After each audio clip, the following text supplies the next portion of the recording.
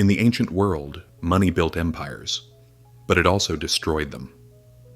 Today we travel into the heart of Rome, the greatest empire of antiquity, to witness a crisis older than inflation, older than taxation, older even than banking itself.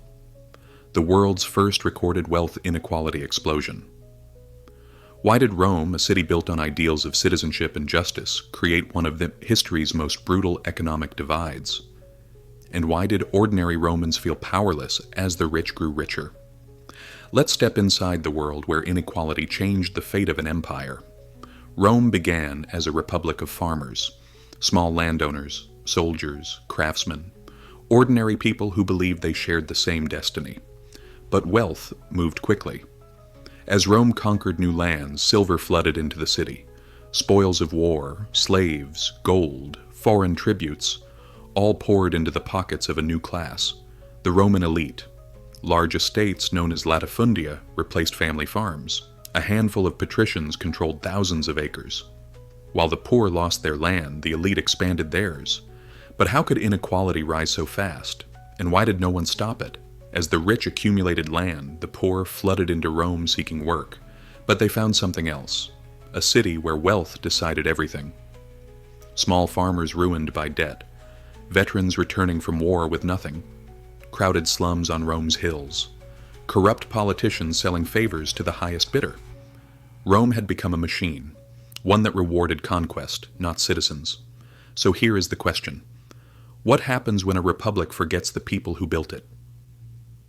Into this storm stepped two brothers, Tiberius and Gaius Gracchus. They believed Rome needed justice. They believed the land must be shared. And they believed the republic could be saved.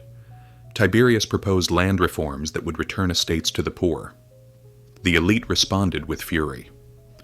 In the year 133 BCE, Tiberius Gracchus was killed, not by enemies of Rome, but by wealthy senators defending their fortune.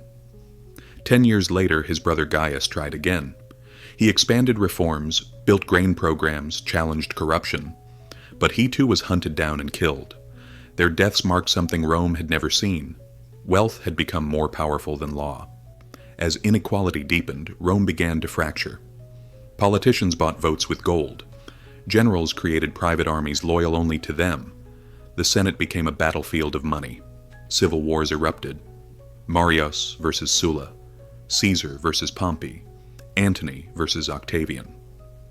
Behind every conflict lay the same truth.